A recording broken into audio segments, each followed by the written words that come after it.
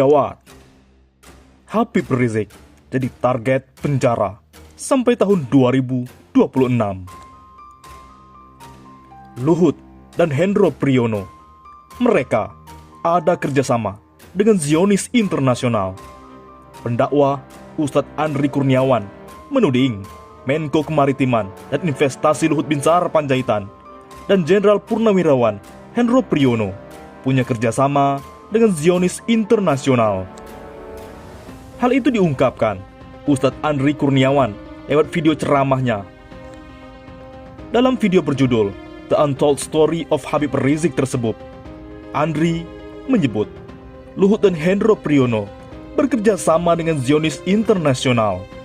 Sekarang, untuk melanjutkan kekuasaan di Indonesia, ini adalah dua tokoh ini, Luhut dan Hendro Priyono, tidak lepas dari Ordo Jiswe. Mereka benar-benar ada kerjasama dengan Zionisme Internasional, ujar Ustadz Andri Kurniawan.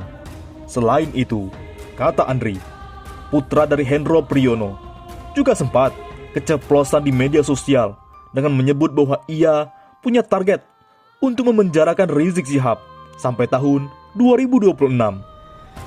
Bahkan akhirnya keceplosan putranya Hendro Priyono di Twitternya itu nampak keceplosan dia. Ternyata dia sudah punya target untuk memenjarakan Habib Rizik Syihab sampai tahun 2026, ungkapnya. Tak hanya putra Hendro Priyono, Andri Kurniawan juga menyebut penggiat media sosial Denny Siregar juga sempat keceplosan terkait adanya perintah untuk menghabisi Habib Rizik Syihab. Bahkan keceplosan juga Denny Siregar. Ternyata perintah dari atas habisi Habib Rizik terbongkar juga akhirnya, tuturnya. Maka dari itu, menurut Andri, Prof. Din Syamsuddin langsung menyebut penembakan 6 Laskar Front Pembela Islam (FPI) adalah bentuk kezoliman yang besar dan nyata. Makanya, kenapa Prof. Din Syamsuddin langsung menegaskan penembakan 6 Laskar FPI kezoliman besar dan nyata, kata Ustadz Andri. Dalam ceramahnya yang disebut dihadiri Said Didu tersebut, Ustadz Andri Kurniawan juga menegaskan sudah banyak nyawa yang melayang di Indonesia akibat perebutan kekuasaan. Bapak Ibu Said Didu, sudah berapa nyawa melayang akibat kekuasaan, ujarnya. Di lain sisi, kita ingat apa yang dilakukan oleh Mahfud MD. Terdakwa Habib Rizik Syihab mengatakan ledakan jumlah massa di Bandara Soekarno-Hatta saat dirinya baru tiba di Indonesia adalah akibat dari pernyataan Menko Polhukam Mahfud MD. Namun, ia heran Mahfud tidak dituntut sebagai penghasut kerumunan seperti dirinya. Hal itu dikatakan Habib Rizik dalam eksepsi atau nota keberatan atas dakwaan Jaksa Penuntut Umum JPU pada kasus kerumunan Maulid Nabi Shallallahu Alaihi Wasallam. Eksepsi tersebut dibuat oleh dirinya sendiri. Habib Rizik menuturkan pada 10 November 2020, dirinya dan keluarga tiba di Bandara Suta. Di pintu pesawat, paspor dan surat bebas COVID-19 dari otoritas Arab Saudi miliknya diambil oleh salah seorang petugas bandara untuk diurus keimigrasian. Namun, Habib Rizik Syihab mengakui tak bisa mengikuti petugas tersebut karena dari pintu pesawat sudah penuh dengan massa penjemput. Dan di dalam gedung bandara telah dipadati ribuan massa, sedangkan di luar gedung bandara sudah menunggu jutaan massa penjemput. Akibatnya, kami tidak bisa lagi bertemu dengan para petugas bandara, sehingga kami tidak pernah mendapat penjelasan tentang pandemi dari pihak bandara, baik secara lisan maupun tulisan. Baru setelah sepekan, sekitar 16 November 2020, pasca peringatan Maulid Nabi Muhammad SAW di Petamburan yang digelar 14 November, paspor kami beserta surat dari pihak bandara terkait pandemi diantar ke rumah kami, kata Habib Rizik dikutip dalam lembar eksepsinya Selasa 23 Maret. Setelah menerima surat dari pihak bandara, barulah ia mengetahui tentang keharusan isolasi selama 14 hari bagi yang baru datang dari luar negeri.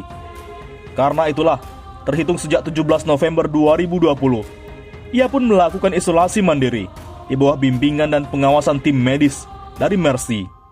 Bahkan, karena mengalami kelelahan yang begitu berat, dirinya pada pekan berikutnya meminta perawatan khusus di Rumah Sakit Umi Bogor, Jawa Barat. Ledakan jumlah massa penjemput di bandara adalah akibat dari pengumuman kepulangan saya dari Arab Saudi yang diumumkan langsung oleh Menko Polhukam Mahfud MD di semua media TV nasional, sambil mempersilahkan massa datang untuk menjemput. Terang Habib Rizik. Menurutnya, kerumunan di bandara jauh lebih besar dibandingkan dengan kerumunan di Maulid Nabi di Petamburan. Dari segi jumlah, massa dalam kerumunan bandara mencapai jutaan orang, sedangkan jumlah massa di kerumunan Petamburan hanya beberapa ribu saja. Dari segi protokol kesehatan, kerumunan di bandara sama sekali tidak mengikuti aturan tersebut. Sedangkan kerumunan di Petamburan mengikuti prokes, walau tanpa disengaja ada pelanggaran.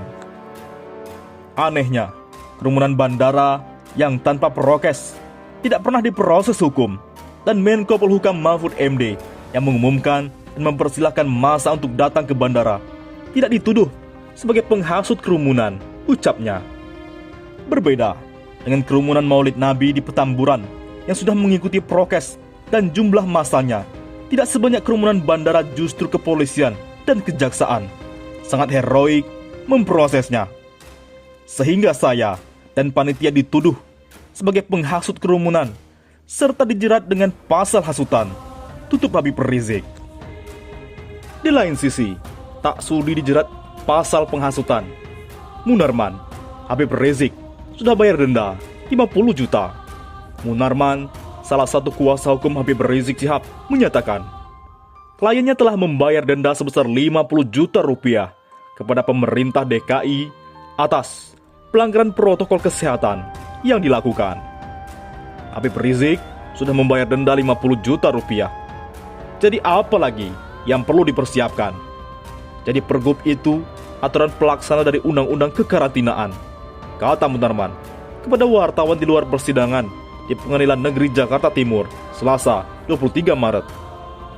Karena hal itu, Munarman menolak pasal 160 KUHP tentang delik penghasutan yang disangkakan kepada kliennya. Menurutnya, Habib Rizik Syihab tidak melakukan penghasutan untuk melakukan kejahatan. Sementara pelanggaran protokol kesehatan itu pelanggaran, bukan kejahatan. Jadi kami tolak, ujarnya.